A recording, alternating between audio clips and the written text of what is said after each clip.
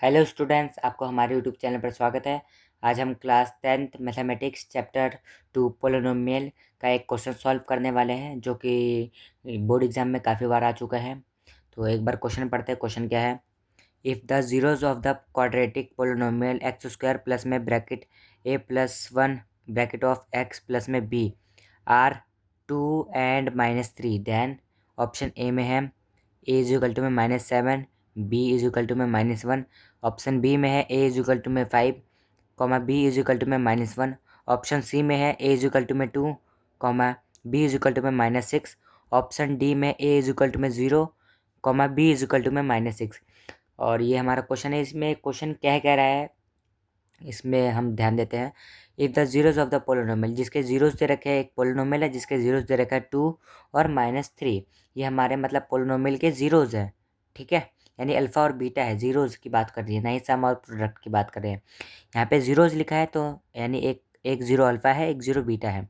और ये हमारा पोलिनोमियल दे रखा है एक्स स्क्वायर प्लस में ब्रैकेट में a plus one bracket of x plus में बी। अब इसको सॉल्व कैसे करते हैं?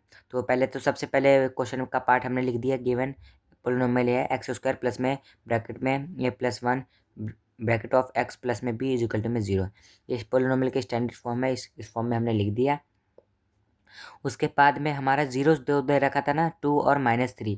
तो ये देखिए, एक 2 को हमने अल्फ़ा मान लिया और -3 को हमने बीटा मान लिया। तो अल्फ़ा प्लस बीटा क्या होता है? -b/a, यानी b/a, -b/a। अल्फ़ा प्लस में बीटा -b/a। तो हमारा बी कौन सा पार्ट है? ये हमारा ये पूरा पार्ट बी है, ये हमारा ए पार्ट है, ये हमारा बी पार्ट है पूरा, ये हमारा सी कॉन्स्टेंट है, सी पार्ट है।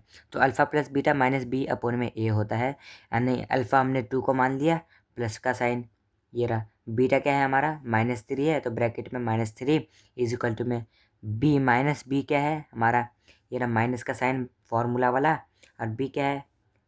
एक ब्रैकेट में a plus one bracket of. और अपोन में ए क्या है? ए तो हमारा कुछ नहीं है, यहाँ पर कुछ नहीं होता, तो 1 होता है, 1 लिखने की ज़रूरत नहीं है हमें।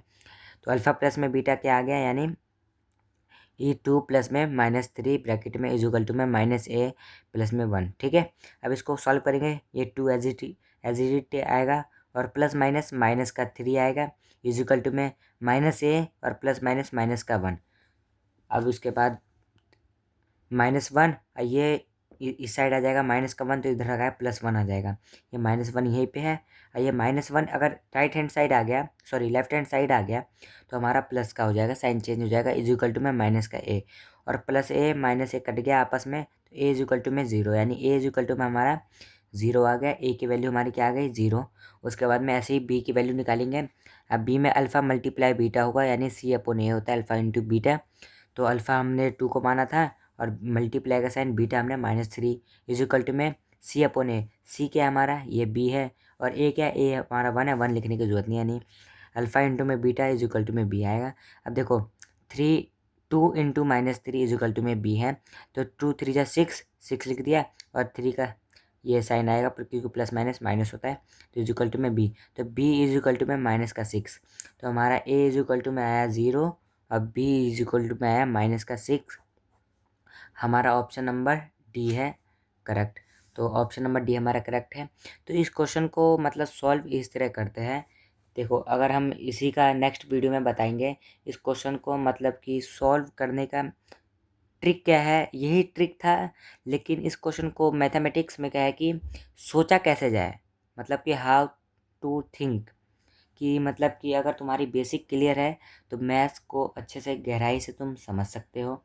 और मैं आशा करूँगा कि तुम समझोगे और हमारे यूट्यूब चैनल पे बने रहो। इससे तुम्हारी हमारे दोनों की मैथ्स काफ़ी अच्छी तगड़ी लेवल की प्रैक्टिस हो जाएगी। तो थैंक यू स्टूडेंट्स, आपको हमारे यूट्यूब चैनल की वीडियो देखने के लिए। और क्वेश्चन समझ आया होगा तो वीडियो को लाइक करना, सब्सक्राइब करना